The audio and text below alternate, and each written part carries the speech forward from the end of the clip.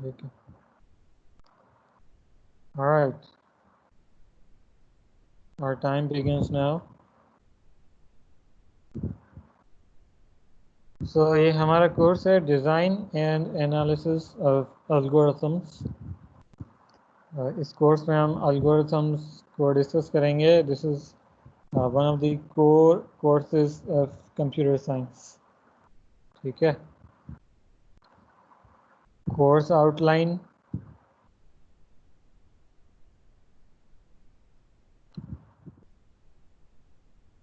Course के अंदर हम ये जो टॉपिक्स डिस्कस कर रहे होंगे उनकी लिस्ट है। Fundamentals of algorithms, this is our first topic. उसके बाद हम एसिम्प्टोटिक नोटेशंस जिसमें ग्रोथ ऑफ फंक्शंस देखेंगे। कॉम्प्लेक्सिटी फैमिलीज एक्सप्लोर करेंगे। ठीक है। एल्गोरिथम्स को कंपेयर करेंगे। Then we have recursion, recursive algorithms. Next we will discuss brute force and exhaustive search. ठीक है। brute force and exhaustive search algorithms discuss करेंगे। उसके बाद डिवाइड एंड कॉन्कर algorithms, इनमें से probably क्विक सॉर्ट algorithm आप पहले देख चुके हैं। इसके अलावा और algorithms भी हैं divide and conquer strategy use करते हैं। इसमें मर्ज सॉर्ट है एंड बाइनरी सर्च algorithms हैं।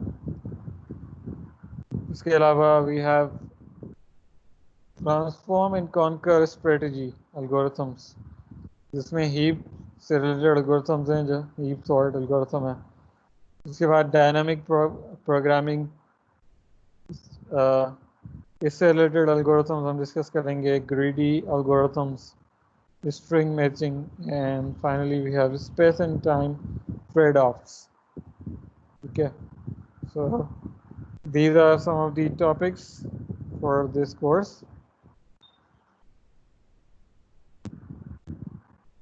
अभी members ने join नहीं किया।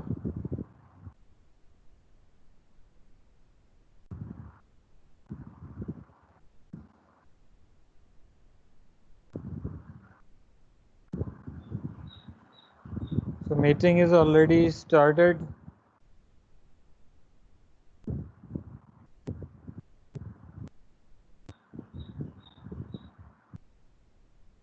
Please join the meeting.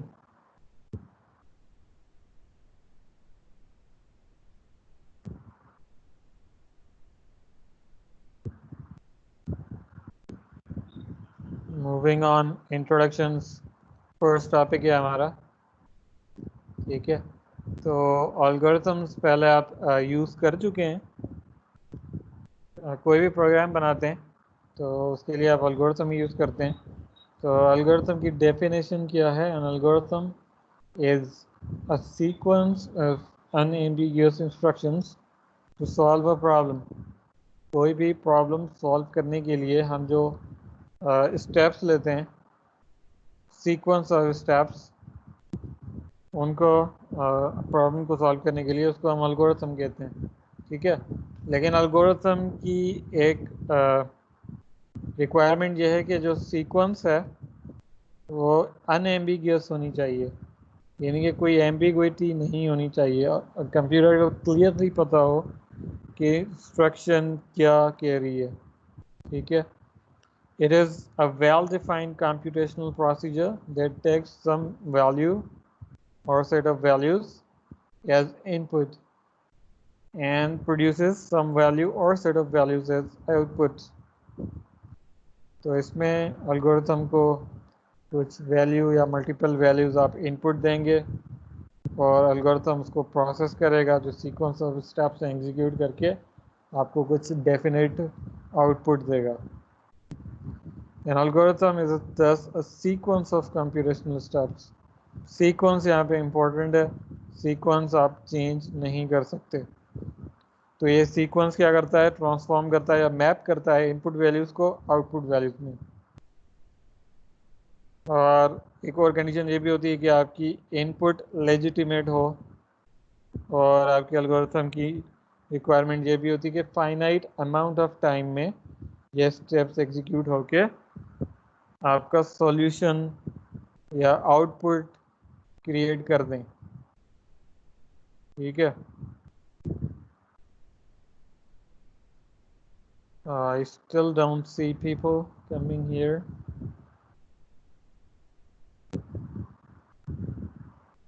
There are others.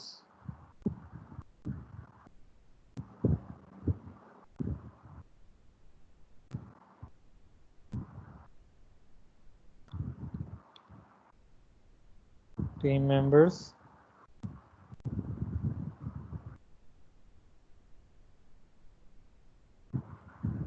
Team members are required to quickly join the meeting.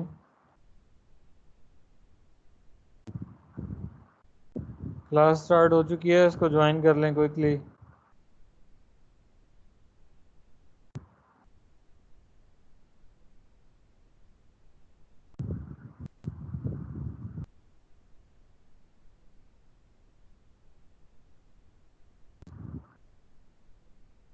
Anyway, back to the meeting.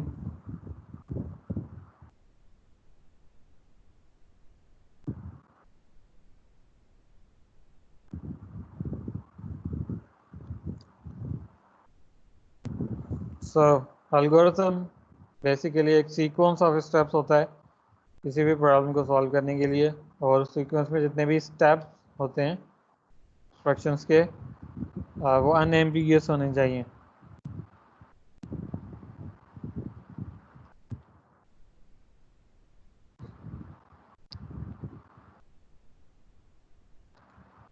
ये एल्गोरिथम का डायग्राम है। आप किसी भी प्रॉब्लम सॉल्व करने के लिए एल्गोरिथम यूज़ करते हैं। एल्गोरिथम पहले एल्गोरिथम डिज़ाइन करते हैं, डिज़ाइन करने के बाद उसको कंप्यूटर पे इम्प्लीमेंट करते हैं। इम्प्लीमेंट करने के बाद आप उसको इनपुट देके एग्जीक्यूट करते हैं। Your algorithm generate some output. तो इसमें रिक्वायरमेंट्स ये हैं कि इनपुट की लेजिटिमेट वैल्यूज़ हों, और एल्गोरिथम प्रोसेसिंग टाइम जो है वो फाइनाइट हो। फाइनाइट अमाउंट ऑफ टाइम में आपका आउटपुट प्रोड्यूस हो जाए। So this is must. Each step of an algorithm must be unambiguous. Range of inputs for an algorithm has to be specified clearly and carefully. सही है? And then same algorithm can be represented in several different ways. इसका मतलब ये है कि कोई भी problem solve करने के लिए आप मल्टीपल algorithms यूज कर सकते हैं।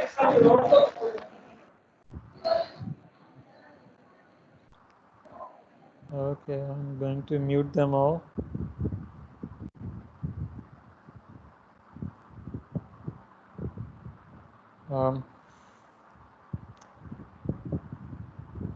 मीटिंग ज्वाइन कर लें।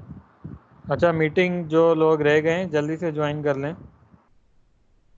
और अपना माइक ऑफ रखें।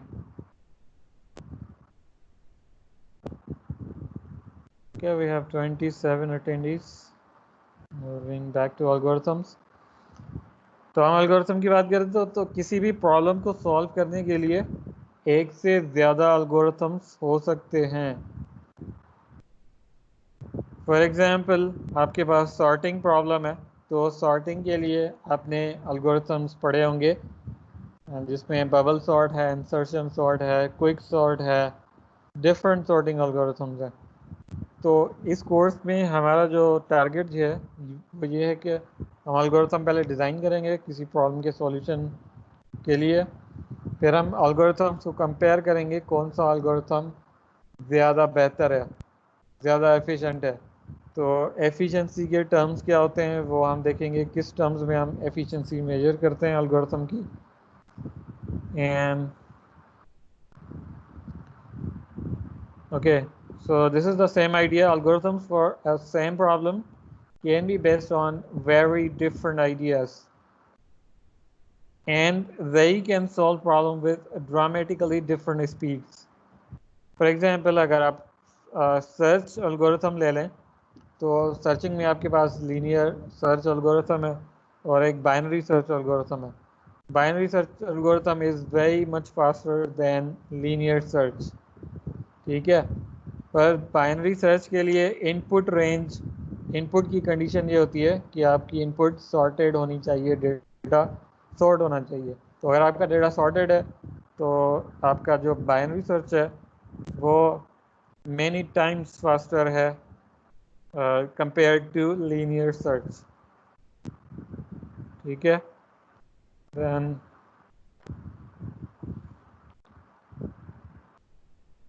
स्टूडेंट्स आ चुके हैं। अच्छा, मुझे टेक्स्ट पे रिप्लाई करें। यहाँ पे आवाज़ आ रही है सबको, स्क्रीन एंड साउंड?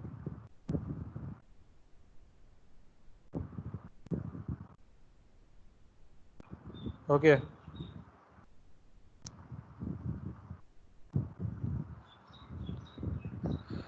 अच्छा ठीक है, अब ठीक है। लास्ट टाइम कुछ लोगों ने ये गलती की थी, उसको दोबारा देख लें। मैंने कि विजुअल प्रोग्रामिंग का जो कोर्स है उसकी 2 मीटिंग स्केड्यूल की थी। एक मीटिंग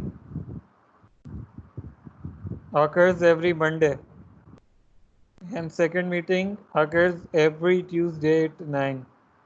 तो ट्यूसडे की जो हमने क्लास स्टार्ट की थी, तो काफ़ी लोग जो हमारी पिछली मीटिंग थी उसी को ज्वाइन कर रहे थे, यानी कि मंडे वाली क्लास की लिंक को। तो ये गलती नेक्स्ट टाइम रिपीट ना करें। यहाँ पे पोस्ट के अंदर जाके देखें जिस दिन की क्लास है, फॉर एग्जांपल मंडे की क्लास है तो आप मंडे का जो स्केड्यूल है उसमें जाके ज्वाइन करें, और अगर ट्यूसडे की क्लास है तो ट्यूसडे के सेशन को ज्वाइन कर लें। One thing, the second thing, आपकी मीटिंग वीडियोस यहाँ पे मैंने रख दी हैं, प्लस में मैं इसका एक अलग से टैब भी बना दूंगा स्ट्रिंग्स का, वहाँ पे भी आपको सारी वीडियोस मिल जाएंगी, ठीक है। And the last one is assignments.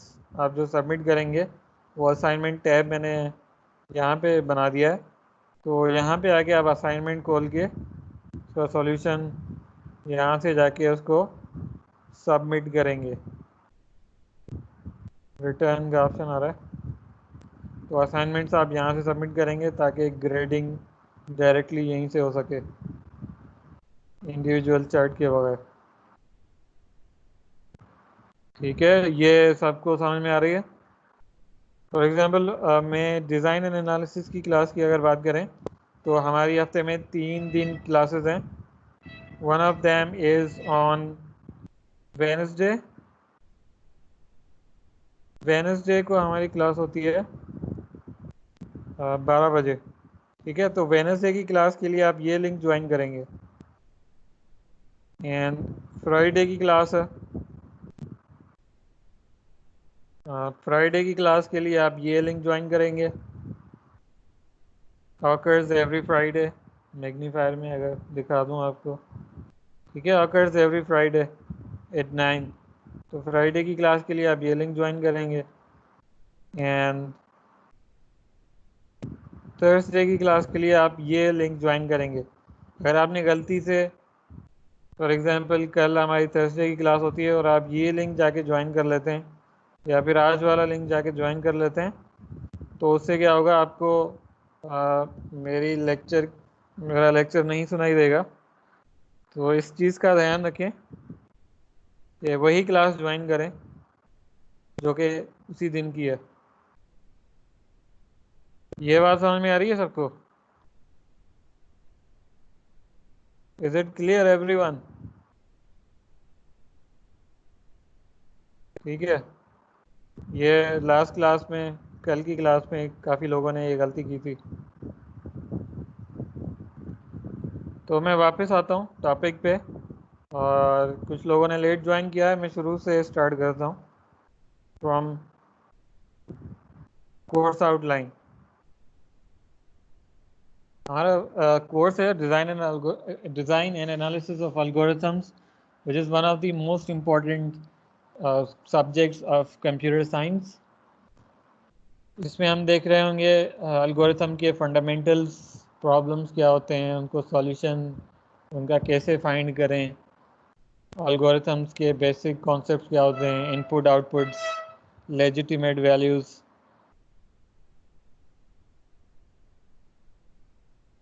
उसके बाद हमारे पास asymptotic notations, growth of functions क्या होते हैं, कॉम्प्लेक्सिटी क्या होती है एल्गोरिथम्स की, वो हम इसमें डिस्कस कर रहे होंगे।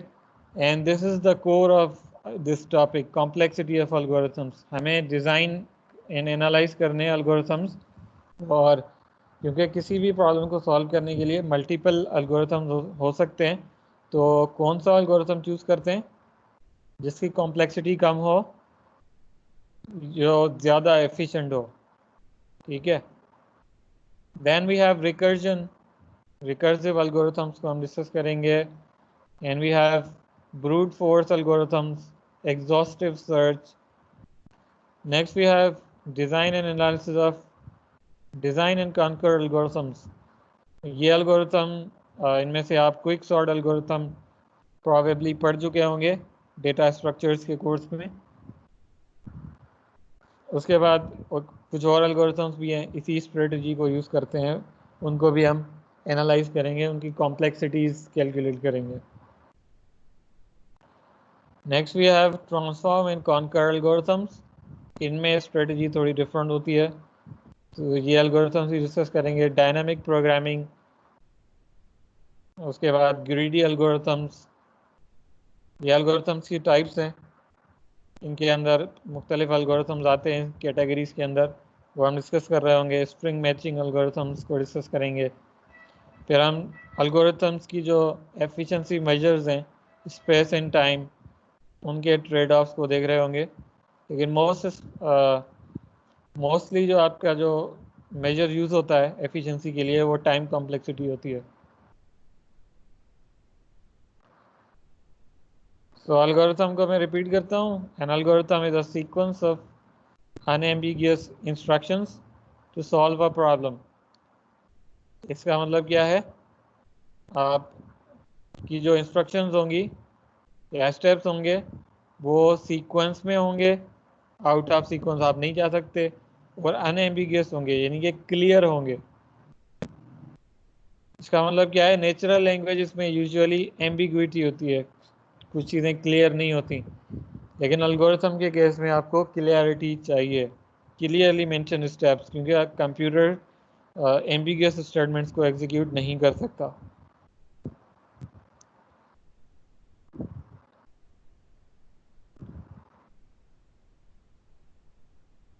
यहाँ पे क्वेश्चंस हैं, why we study design and analysis of algorithms. तो अगर आप प्रोफेशनल डेवलपमेंट फील्ड में जाते हैं तो वहाँ पे जब आप एप्लीकेशंस डिज़ाइन करेंगे तो वहाँ पे ख्याल ये रखना होता है कि जो बेस्ट एल्गोरिथम्स हैं, मोस्ट एफिशिएंट एल्गोरिथम्स हैं, वो आप इम्प्लीमेंट करें किसी भी प्रॉब्लम सॉल्व करने के लिए। इससे क्या होता है, आपकी एप्लीकेशंस फास्ट होती हैं। ठीक है। स्लो एप्लीकेशंस अगर आप चलाएंगे, अगर आप रखेंगे, तो यूज़र्स को वो यूज़र फ्रेंडली नहीं होती। तो इस केस में अगर आपकी एप्लीकेशन फास्ट रिस्पॉन्स करती है तो यूज़र के लिए वो ज़्यादा इजीली यूजेबल भी होती है और वही रिकमेंडेड होती हैं। प्लस कुछ साइंटिफिक एप्लीकेशंस होती हैं जहाँ पे स्पीड बहुत ज़्यादा मैटर करती है। तो स्पीड जहाँ पे मैटर करती है, अगेन वहाँ पे आपको फास्टर एल्गोरिथम्स चाहिए। तो ये कुछ रीजंस हैं जिसकी वजह से हम ये कोर्स स्टडी करते हैं। And secondly, search algorithms database में कर सकते हैं या नहीं। डेटाबेस इटसेल्फ इंटरफेस प्रोवाइड करता है जिसमें बैकएंड पे ये एल्गोरिथम्स, फास्ट सर्चिंग एल्गोरिथम्स, वो बाय डिफ़ॉल्ट इम्प्लीमेंट कर लेता है, और बेस्ट एल्गोरिथम्स जो मोस्ट फास्ट एल्गोरिथम्स हैं वो खुद ही इम्प्लीमेंट कर लेता है। आपको इम्प्लीमेंट की करने की ज़रूरत नहीं पड़ती, आप सिर्फ उनको यूज़ करते हैं। लेकिन अगर आप खुद से कोई एल्गोरिथम इम्प्लीमेंट करना चाहते हैं तो डेटाबेसेस में स्टोर्ड प्रोसीजर्स का ऑप्शन होता है। स्टोर्ड प्रोसीजर में आप अपने फंक्शन डिफाइन कर सकते हैं। ठीक है, मूविंग ऑन। एल्गोरिथम की अगर मैं किसी नेचुरल प्रॉब्लम की रियल वर्ल्ड प्रॉब्लम के एग्जांपल दूं, फॉर एग्जांपल आपकी कार का टायर पंक्चर हो जाता है, तो आपको टायर रिप्लेस करना है न्यू टायर से, तो उसका एल्गोरिथम क्या होगा? एल्गोरिथम में अगेन इंपॉर्टेंट क्या है? Sequence and clarity. तो सीक्वेंस ऑफ स्टेप्स क्या होगा? द वेरी फर्स्ट स्टेप क्या होगा? अगर रियल वर्ल्ड की बात करते हैं, आपकी कार का टायर पंक्चर हो जाता है, आपको अब रिप्लेस करना है, ये प्रॉब्लम सॉल्व करना है, तो उसके स्टेप्स क्या होंगे? सबसे पहला स्टेप क्या होगा? अम, आप टायर कार से ऐसे निकालेंगे तो वो गिर जाएगी नीचे, पहले आप उसको जैक देंगे नीचे से, सपोर्ट देंगे। Yes, jacking up the first step. उसके बाद आप उसके स्क्रूज लूज करेंगे, उसके बाद आप टायर निकालेंगे, ठीक है। लेकिन अगर यहाँ पे सीक्वेंस चेंज होती है, आप पहले टायर निकालते हैं फिर स्क्रूज लूज करते हैं, तो ये पॉसिबल होगा आपका टायर रिमूव हो? इवन अगर आप जैक भी नहीं लगा रहे तब भी आपका टायर रिमूव नहीं होगा। तो देखें यहाँ पे sequence is the main thing, sequence and unambiguity, clarity, ठीक है। तो ये this is one of the simple examples of real world problem.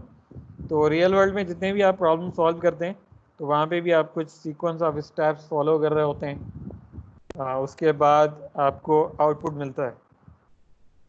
तो खैर हम यहाँ पे रियल वर्ल्ड के एल्गोरिथम्स तो डिस्कस नहीं कर रहे, we will mainly deal with computer algorithms, जो कि हम कंप्यूटर पे इम्प्लीमेंट कर सकें। यहाँ से आइडिया हो रहा है?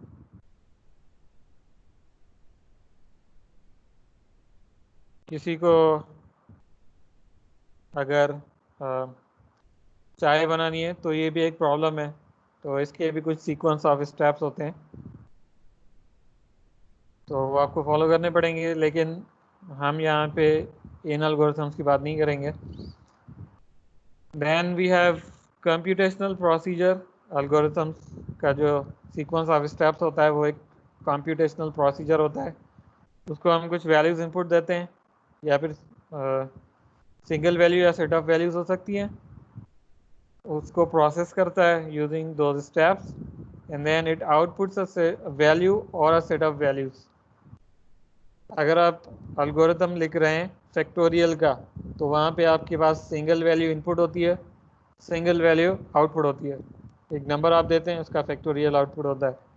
लेकिन अगर आप बात करें सॉर्टिंग की, तो सॉर्टिंग में एक array of values, multiple values आप इनपुट देते हैं, आउटपुट एक सॉर्टेड एरे, अगेन एक मल्टीपल वैल्यूज आउटपुट आती हैं आपके पास। तो बेसिकली हो क्या रहा होता है, जो आपका सीक्वेंस ऑफ कंप्यूटेशनल स्टेप्स है वो मैप कर रहा होता है या ट्रांसफॉर्म कर रहा होता है इनपुट को आउटपुट में। तो एल्गोरिथम बेसिकली एक ट्रांसफॉर्मेशन का कोड होता है, सीक्वेंस होता है। दूसरी इंपॉर्टेंट चीज़ ये है कि आपकी जो आउटपुट है वो भी लेजिटिमेट हो, एल्गोरिथम सही आउटपुट आपको दे, और फाइनाइट अमाउंट ऑफ टाइम में आपका एल्गोरिथम हॉल्ट हो जाए, फिनिश हो जाए। अब ऐसा नहीं है कि आप एल्गोरिथम कोई डिज़ाइन करें और उसका आउटपुट आपको सालों के बाद मिले। तो legitimate amount of time, finite amount of time में वो आपका रिजल्ट रिटर्न कर दे, ये रिक्वायरमेंट्स होती हैं। यहाँ पे मैंने इसको रिप्रेजेंट किया है ग्राफिकल फॉर्म में। तो आप प्रॉब्लम इनपुट देते हैं एल्गोरिथम को, एल्गोरिथम को आप कंप्यूटर पे इम्प्लीमेंट करते हैं इंस्ट्रक्शंस को, फिर आप उसको इनपुट देते हैं, इनपुट से वो प्रॉब्लम सॉल्व करता है और आपको आउटपुट देता है। तो ये बेसिकली इसका एक शॉर्ट रिप्रेजेंटेशन है एल्गोरिथम की। अच्छा, यहाँ पे इम्पोर्टेंट चीज़ ये नोट कर लें, और अज्यूम कर रहे हैं जितने भी हम एल्गोरिथम्स डिज़ाइन करेंगे वो एट दी एंड जाके किसी कंप्यूटर पे एग्जीक्यूट होंगे, यानी कि किसी प्रोग्रामिंग लैंग्वेज में ट्रांसलेट होंगे। तो एल्गोरिथम्स को हमें ऐसे रिप्रेजेंट करना है कि वो इजीली ट्रांसलेट हो सके प्रोग्रामिंग लैंग्वेज के अंदर।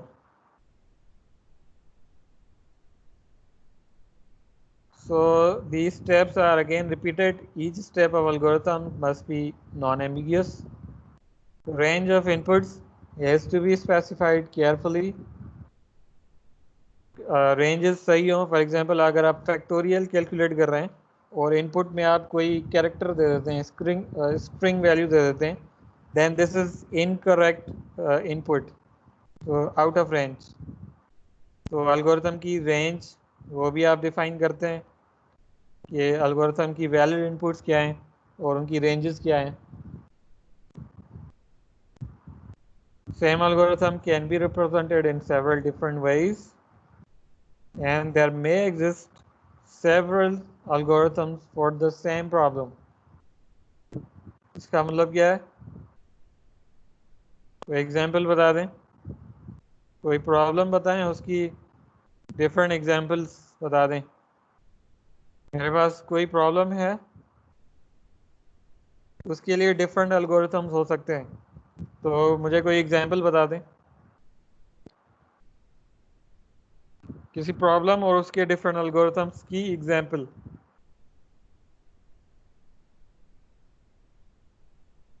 एनीवन? या आप माइक के थ्रू भी बता सकते हैं।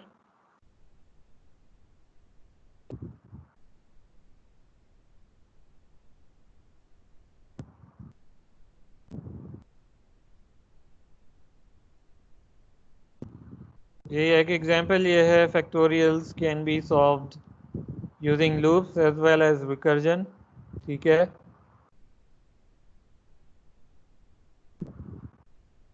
ठीक है। One of these examples is factorial. इसके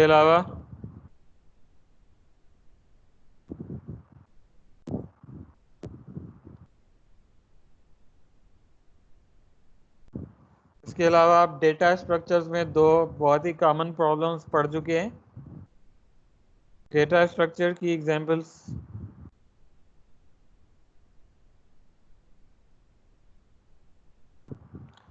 डेटा स्ट्रक्चर की अगर मैं बात करूं तो आपके पास searching and sorting are one of the most common problems. तो सर्चिंग की बात करते हैं तो सर्चिंग में आप लीनियर सर्च भी कर सकते हैं, बाइनरी सर्च भी अप्लाई कर सकते हैं। दो डिफरेंट एल्गोरिथम्स हैं और दोनों की कॉम्प्लेक्सिटी बहुत डिफरेंट है, रन टाइम बहुत डिफरेंट है, ड्रामेटिकली फास्ट है आपका बाइनरी सर्च। इसी तरीके से अगर आप सॉर्टिंग एल्गोरिथम की बात करें तो there are so many sorting algorithms. Sorting algorithms में कौन कौन से सॉर्टिंग एल्गोरिथम्स आप पढ़ चुके हैं? सॉर्टिंग एल्गोरिथम्स आप कौन कौन से पढ़ चुके हैं?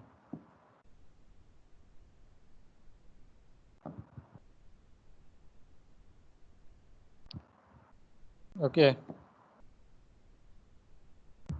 Bubble sort, quick sort, merge sort, insertion sort, selection sort. There are so many sorting algorithms. आपने इम्प्लीमेंट किए हैं ये सॉर्टिंग एल्गोरिथम्स पहले? कोड किए हैं इनके? Okay, that's good.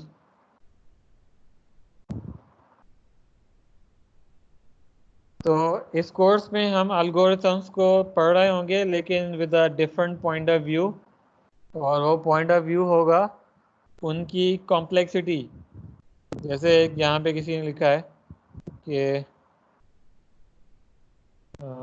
यहाँ पे ये बाइनरी सर्च लॉग एन, तो लॉग एन उसकी रन टाइम कॉम्प्लेक्सिटी है, यानी कि वर्स्ट केस में वो कितने नंबर ऑफ स्टेप्स लेगा करेक्ट आउटपुट जनरेट करने के लिए। तो this is the core of this course कि हम एल्गोरिथम्स को एनालाइज करेंगे, पहले हम डिज़ाइन करेंगे फिर उनको देखेंगे कॉम्प्लेक्सिटी क्या है उनकी। तो किसी भी प्रॉब्लम को सॉल्व करने के लिए हम वो एल्गोरिथम सेलेक्ट करते हैं जिसकी कॉम्प्लेक्सिटी कम हो या जिसका रन टाइम फास्ट हो। नंबर ऑफ स्टेप्स कम लगें प्रॉब्लम सॉल्व करने के लिए। Okay, implementation. अगर इम्प्लीमेंटेशन की बात करें तो यहाँ पे हम रियल वर्ल्ड प्रॉब्लम्स की बात नहीं कर रहे, यहाँ पे हम कंप्यूटर के प्रॉब्लम्स की बात कर रहे हैं। तो majority of algorithms are intended for computer implementation, यानी कि हम एल्गोरिथम को जब डिज़ाइन कर रहे होंगे तो हमें इस तरीके से डिज़ाइन करने हैं कि वो इजीली ट्रांसलेट हो सकें आपकी किसी प्रोग्रामिंग लैंग्वेज के अंदर। ठीक है, तो एल्गोरिथम्स जो आप डिज़ाइन करते हैं तो एल्गोरिथम्स की एक सेपरेट रिप्रेजेंटेशन होती है, वो इंडिपेंडेंट होती है आपकी किसी भी लैंग्वेज से। तो कोई भी आप उस एल्गोरिथम को किसी भी लैंग्वेज में आप रिप्रेजेंट कर सकते हैं। अगर सर्चिंग एल्गोरिथम की बात करें तो वहाँ पे आप स्टेप्स डिफाइन करते हैं, सीक्वेंस एंड अनएम्बिगियस। उसको आप सी में, सी प्लस प्लस में, जावा में, पाइथन में, सी शार्प में, किसी भी लैंग्वेज में ट्रांसलेट कर देते हैं कंप्यूटर पे रन करने के लिए। तो इम्प्लीमेंटेशन के लिए इम्पोर्टेंट क्या है कि आपकी जो नोटेशन है वो इंडिपेंडेंट हो, independent of the any computer और एनी प्रोग्रामिंग लैंग्वेज। तो जो नोटेशन यूज़ होती है उसको हम एक से ज़्यादा हो सकती हैं, जो स्टैंडर्ड नोटेशन है एल्गोरिथम्स के लिए उसको हम क्या कहते हैं, या किसी को पता है? डेटा स्ट्रक्चर्स में एल्गोरिथम्स आपने देखे होंगे तो उनकी जो रिप्रेजेंटेशन होती है, नोटेशन होती है, उसको क्या कहते हैं?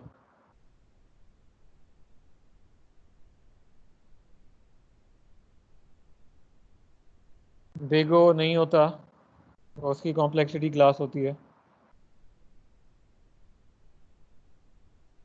उसको हम सूडो कोड कहते हैं,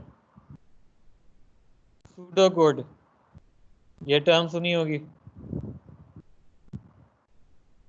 तो सूडो कोड का मतलब क्या होता है? वो एक्चुअल कोड नहीं होता बल्कि सूडो कोड होता है।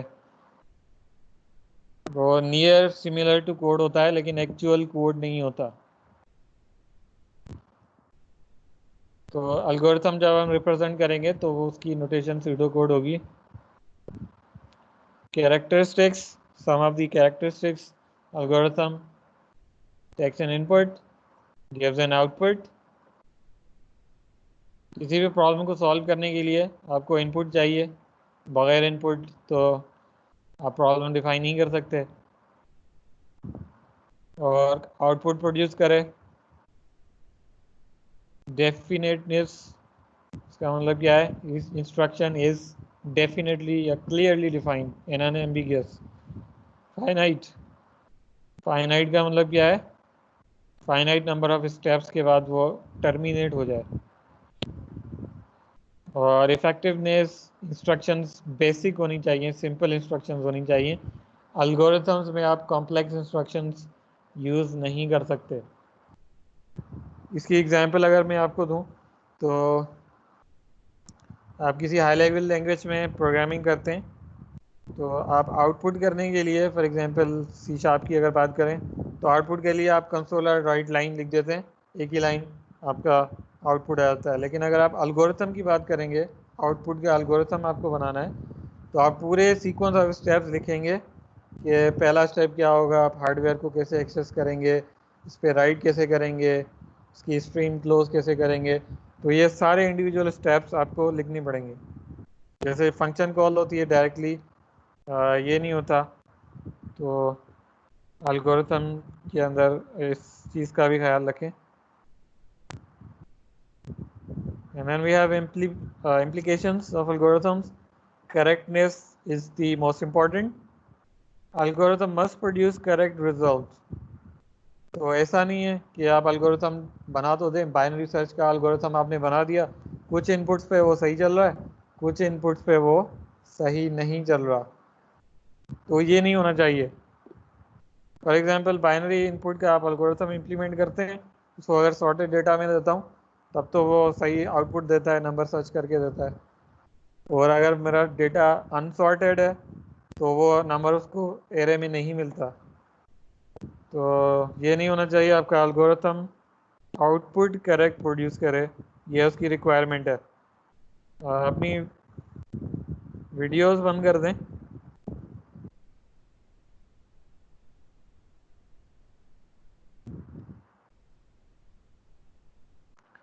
ओके, उसके बाद प्रोड्यूस इनकरेक्ट आंसर, अगर वो फेल भी होता है तब भी वो आंसर प्रोड्यूस करके फिर हॉल्ट ज़रूर हो। सेकंड चीज़ ये होती है कि आपका एल्गोरिथम हॉल्ट ज़रूर हो, मतलब एंड ज़रूर हो, ऐसा नहीं हो कि वो इनफाइनाइटली चलता रहे। तो अगर आपका एल्गोरिथम सही आंसर प्रोड्यूस नहीं कर सकता, इनकरेक्ट आंसर प्रोड्यूस करके हॉल्ट हो जाए। उसके बाद अप्रोक्सीमेशन, कुछ प्रॉब्लम्स ऐसे होते हैं जहाँ पे आपके पास एग्जैक्ट आंसर्स पॉसिबल नहीं होते। फॉर एग्जांपल अगर आप पाए की वैल्यू अगर आप देखें तो वो कंटिन्यूस है, 3.14 के बाद वो कंटिन्यूसली चल रही होती है। तो इस तरह के अगर आप पाए को यूज़ करते हुए रेडियस, सरकमफेरेंस या कुछ कैलकुलेट कर रहे हैं तो आप एग्जैक्ट वैल्यू कैलकुलेट नहीं कर सकते, क्योंकि वो इनफाइनाइट जो आपका डेसिमल पॉइंट के बाद नंबर्स चल रहे होते हैं। तो आपको किसी एक पॉइंट पे जाके उसको रोकना पड़ेगा, सॉल्यूशन को अप्रोक्सीमेट करना पड़ेगा। तो आपका एल्गोरिथम अगर एग्जैक्ट सॉल्यूशन नहीं फाइंड कर सकता तो अप्रोक्सीमेट सॉल्यूशन आउटपुट कर दे। एंड दिस वन, जो कि हमारा मेन मकसद है, यूज़ लेस रिसोर्सेज, और हमारा जो मोस्ट इम्पॉर्टेंट रिसोर्स है दैट इज़ टाइम। तो जो आप बिग ओ की बात कर रहे हैं दैट इज़ टाइम कॉम्प्लेक्सिटी। तो रिसोर्सेज की बात कर रहे हैं, एल्गोरिथम्स आपके रिसोर्सेज यूज़ करते हैं। तो रिसोर्सेज हमारे पास टाइम रिसोर्स होते हैं, देन वी हैव स्पेस और मेमोरी।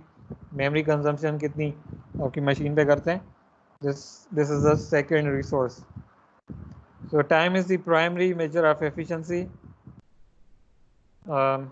यहाँ पे ये इम्पोर्टेंट पॉइंट है, actual running time depends on number of factors of your system जहाँ पे आप इम्प्लीमेंट कर रहे हैं। That these parameters include speed of your computer, the language in which the algorithm is implemented,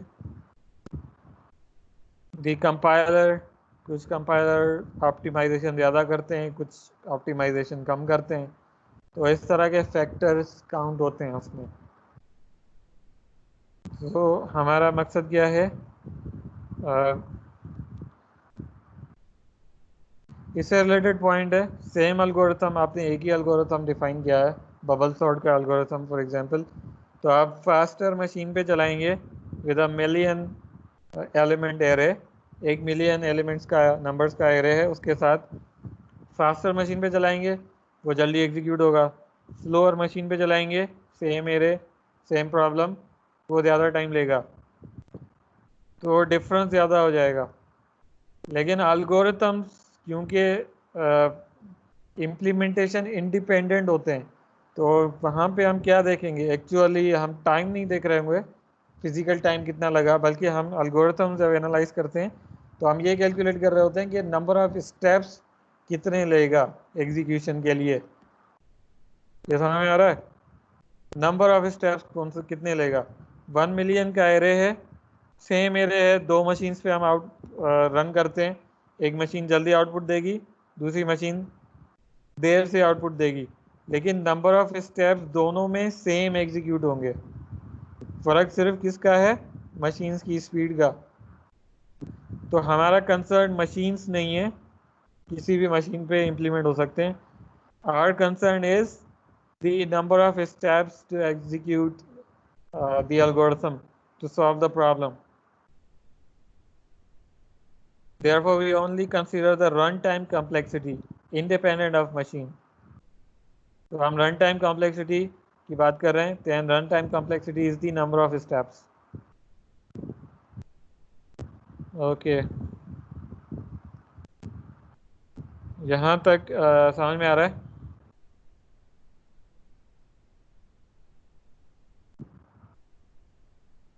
यहाँ तक चीज़ें समझ में आ रही हैं।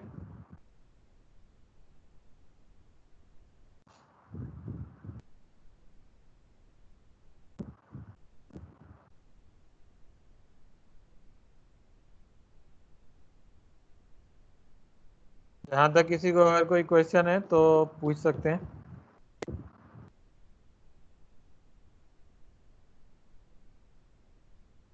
मैं एक एग्जांपल से समझा देता हूँ।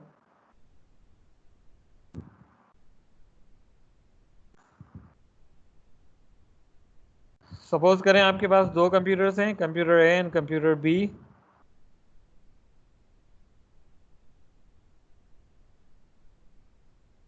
आपके पास दो सिस्टम्स हैं, system A and B.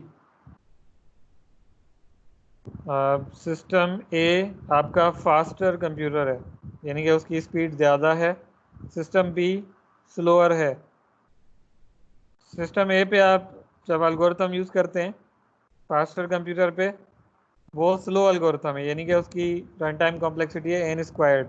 N is the size of input, for example number of elements in an array. Computer B is a slower computer, लेकिन उस पे जो आप एल्गोरिथम यूज़ कर रहे हैं वो फास्ट है, उसकी कॉम्प्लेक्सिटी है n log n, much faster than n squared, यानी कि नंबर ऑफ स्टेप्स इसमें कम लगेंगे। अब दोनों सिस्टम्स को आप सेम प्रॉब्लम देते हैं 10 मिलियन नंबर्स का एरे सॉर्ट करने के लिए। अब कंप्यूटर ए की बात करें तो सपोज करें this one executes 10 billion instructions per second, B executes only 10 million. तो बहुत ज़्यादा डिफरेंस है स्पीड में दोनों की। This means computer is 1,000 times faster than B in raw computing power। ठीक है। अब फर्दर कंसीडर करें कि एक बेस्ट प्रोग्रामर कोड करता है फास्टर कंप्यूटर को, और उसका जो कोड है वो इतने नंबर ऑफ स्टेप्स लेता है टू सॉर्ट एन नंबर्स। अब कंप्यूटर बी की बात करें तो एक एवरेज प्रोग्रामर उसको प्रोग्राम करता है हाई लेवल लैंग्वेज में, इनएफिशिएंट कंपाइलर यूज़ करता है, resulting code takes 50 times n log n steps. Again ये जो कोफिशेंट है ये मीनिंग नहीं रखता एल्गोरिथम्स में। एल्गोरिथम में मीनिंग ये एन के बाद जो पार्ट होता है ये मीनिंग रखता है। ठीक है, तो जो स्लोअर कंप्यूटर है उस पे जो एल्गोरिथम है वो इतने स्टेप लेता है, फास्टर पे ये इतने स्टेप लेता है। अब अगर आप इसको कंपेयर करें execution time with number of steps, तो एन की वैल्यू क्या है 10 बिलियन। 10 एन की वैल्यू है हमारे पास 10 मिलियन, सॉरी। रनिंग टाइम दोनों के ये हैं। कंप्यूटेशनल स्पीड्स कंप्यूटर ए की 10 बिलियन है, बी 10 मिलियन। डेटा साइज दोनों के लिए सेम है, यहाँ पे मैंने गलती कर दी है, 10 मिलियन होने चाहिए। और स्टेप्स टू सॉर्ट ये हैं। अब आप वैल्यूज़ पुट करें एन की जगह 10 मिलियन दोनों में पुट कर दें। फास्टर कंप्यूटर पे आपने 10 पावर 7 पुट कर दिया एन की जगह, स्लोअर कंप्यूटर पे 10 पावर 7 आपने पुट कर दिया। अब देखें कितने नंबर ऑफ स्टेप्स आपको मिल रहे हैं। 20,000 स्टेप्स आपको मिल रहे हैं। ठीक है, मैंने डिवाइड किया है 10 पावर 10 से, बिलियन से, और यहाँ पे मैंने 10 पावर 7 से मिलियन से डिवाइड किया ताकि मुझे नंबर का टाइम मिल सके। तो फास्टर कंप्यूटर 20,000 सेकेंड्स में इसको सॉर्ट करेगा, स्लोअर कंप्यूटर इसको सिर्फ 1163 सेकेंड्स में इसको सॉर्ट कर देगा।